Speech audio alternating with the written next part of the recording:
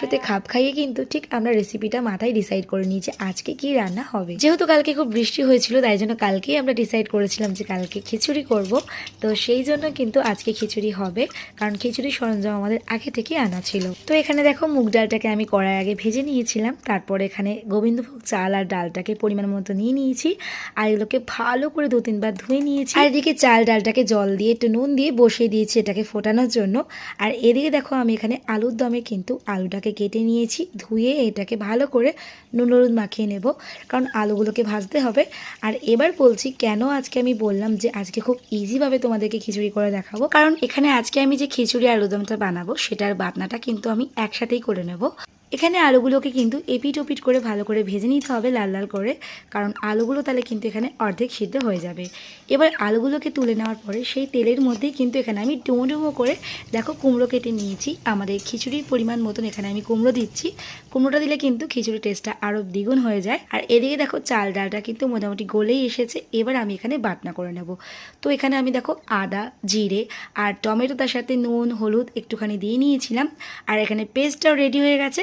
আর আলাদা করে একটা কন্টেনারে আমি নিয়ে নিয়েছিলাম টমেটো আর কাঁচা লঙ্কা। এখানে বেগুন ভাজার জন্য নিয়ে নিয়েছিলাম 3টে বেগুন, যেটাকে আমি কেটে ধুয়ে ভালো মতো নুন হলুদ মাখিয়ে নিয়েছিলাম। এবার খিচুড়ির জন্য যে কুমড়োটা ভেজেছিলাম সেই কুমড়ো ভাজার তেলের মধ্যেই শুকনো লঙ্কা, গোটা গরম মশলা, গোটা জিরে আর গোটা তেজপাতা দিয়ে দিয়েছি।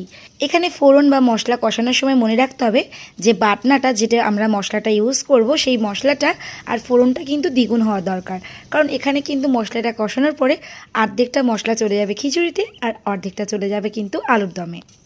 এখানে মশলাটা কষানোর সময় আমি ওপর থেকে হালকা করে একটু চিনি আর একটু নুন আর হালকা করে দিয়ে দিয়েছিলাম একটু জিরের গুঁড়ো। ব্যাস মশলাটাকে কষিয়ে নিতে হবে একটু জল দিয়ে। মশলার গা থেকে তেল বেরিয়ে গেলেই বুঝতে হবে যে মশলাটা কষে গেছে। এবার এই মশলার অর্ধেকটা কিন্তু তুলে নেব আমি আলুর দমের জন্য, আর বাকি মশলার মধ্যে দিয়ে দিতে হবে সেই ভেজে রাখা কুমড়োগুলো দিয়ে ভালো করে মশলাটা নাড়াচাড়া করে কিন্তু দিয়ে দিতে হবে খিচুড়ির ওপরে।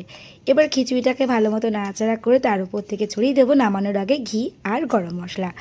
এখানে আমি মশলাটা দেওয়ার আগে অর্ধেকটা সিদ্ধ খিচুড়ি তুলে নিয়েছিলাম, কারণ সিদ্ধ খিচুড়িটা আমি বাবার জন্য একটু পাঠাবো, কারণ বাবা সিদ্ধ খিচুড়ি খেতে খুব ভালোবাসে। আর এখানে দেখো খিচুড়িটা কত সুন্দর টাইট আর কত সুন্দর দেখতে হয়েছে। আর ওপর থেকে কিন্তু আমি এখানে ধনেপাতা কুচি করে দিয়ে দিয়েছিলাম। এবার খিচুড়ি করার পরে সেই কড়াটাকে ভালো মতন ধুয়ে কড়াটার ওপর দিয়ে দিয়েছিলাম সেই কষিয়ে রাখা বাটনাটা, আর তার উপর দিয়ে দিয়েছিলাম ভেজে রাখা আলুগুলো। এবার ভালো করে মশলার সাথে আলুগুলোকে নাড়াচাড়া করে ওপর থেকে জল দিয়ে দিয়েছিলাম আলুগুলো সিদ্ধ হওয়ার জন্য। খানিক্ষণ বাদে জলটা যখন একটু কমে আসে আর আলুগুলো এখানে সিদ্ধ হয়ে গেছিলো, তারপরে কিন্তু ওপর থেকে গুঁড়ো গরম মশলা, সাথে সামান্য পরিমাণে ঘি আর কুচিয়ে রাখা ধনেপাতা ছড়িয়ে দিয়েছিলাম। আর আলুর দম কিন্তু এখানে আমাদের রেডি হয়ে গেছে। খালি